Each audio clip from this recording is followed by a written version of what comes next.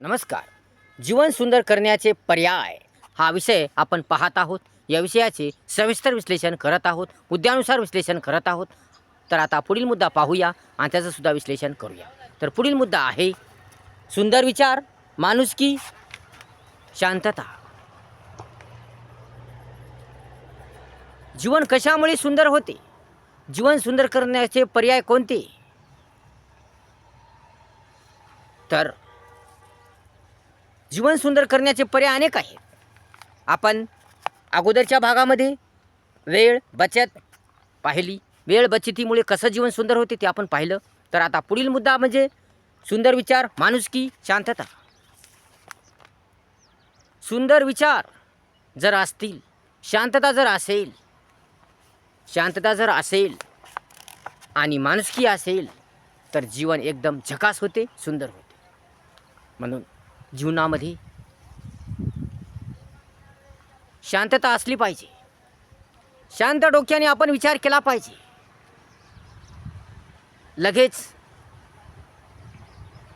तुम्ही करू नये, लगेच भांडणाकडे वळू नये.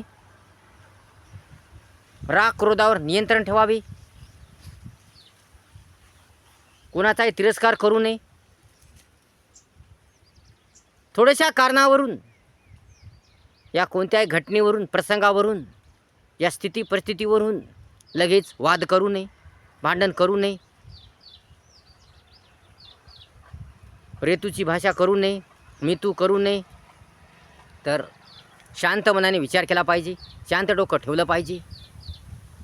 कारण छोट्याशा कारणावरून वाद होतो, वादाचं रूपांतर मोठ्या भांडणात होतं आणि त्यामुळे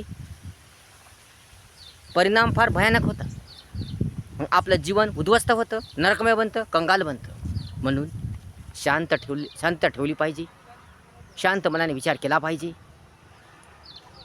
काही असो, कोणती घटना असो, कोणताही प्रसंग असो, कोणती स्थिती असो, कोणती परिस्थिती असो, कशी परिस्थिती असो, काही असो, शांत मनाने विचार केला पाहिजे.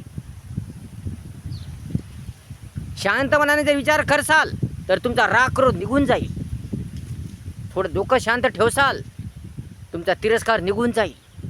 डोकं शांत ठेवसाल तर शांतता वाढेल.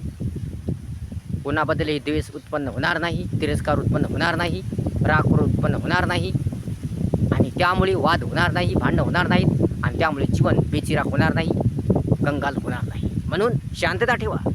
शांत मनाने विचार करा. काही जरी झाले असेल, काही जरी घडले असतील, कोणताही प्रसंग घडला असेल, काही जरी झाले असेल तर शांत मनाने विचार करा. शांत मनाने विचार केल्याने तुम्हाला यश मिळेल, तुमची प्रगती होईल, तुमचा विकास होईल. कारण शांत मनाने विचार करसाल तर तुमच्या मनात चांगले विचार येतील आणि जे तुम्हाला काम करायचं आहे ते चांगल्या रीतीने होईल.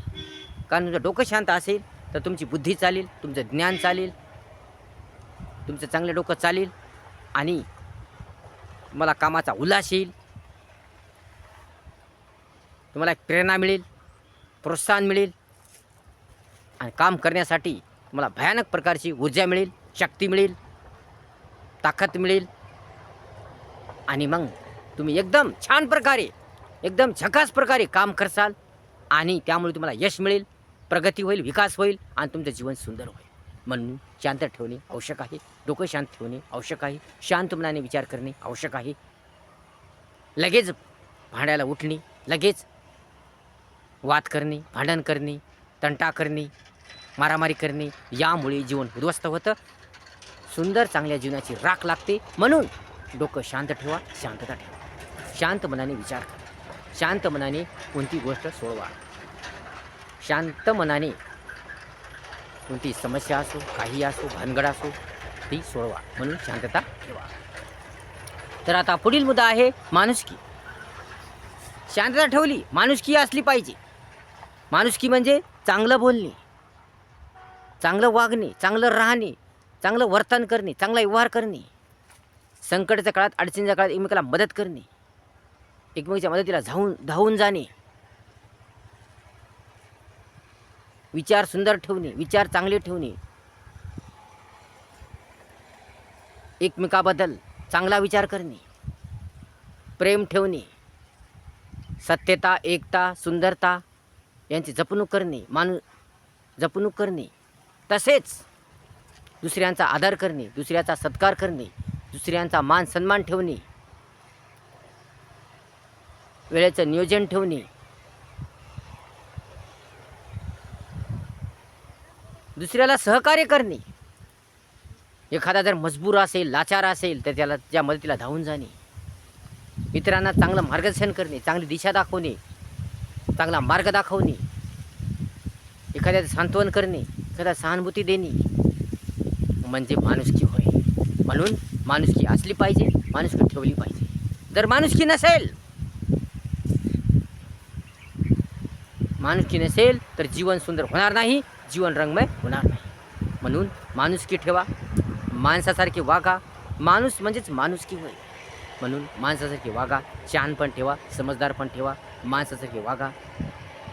सर्वांना चांगलं बोला, इतरांना चांगलं बोला, इतरांबद्दल चांगलं मत ठेवा. तुम्हीही जगा, दुसऱ्याला जगू द्या. तुमचं जीवन सुंदर करा, दुसऱ्याचे जीवन सुंदर करा. इतरांना मदत करा. शक्यतोवर जेवढं शक्य होईल तेवढं इतरांना मदत करा. इतरांना चांगला मार्ग दाखवा, इतरांना चांगली वाट दाखवा, इतरांना मार्गदर्शन करा, सांत्वन करा, सहानुभूती दाखवा. जेवढं घडेल तेवढी मदत करा, जेवढं घडेल तेवढं दुसऱ्याला सहकार्य करा, दुसऱ्याच्या कामी या, दुसऱ्यांच्या उपयोगी पडा,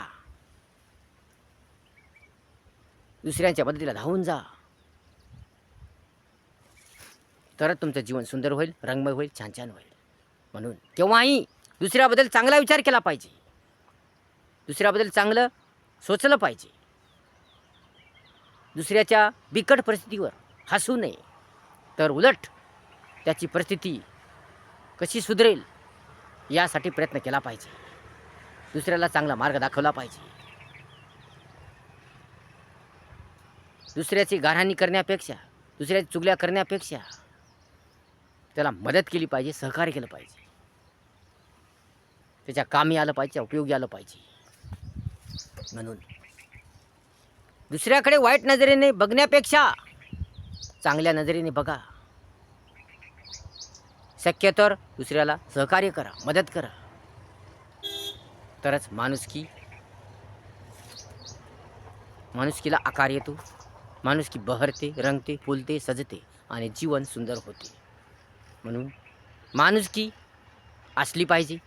माणुसकी असेल तरच जीवन सुंदर होते. माणुसकी हाच सुंदर जीवनाचा पर्याय आहे, तर शांतता हाच सुंदर जीवनाचा पर्याय आहे. म्हणून माणुसकी ठेवा, शांतता ठेवा. आता सुंदर विचार, पुढचा मुद्दा सुंदर विचार.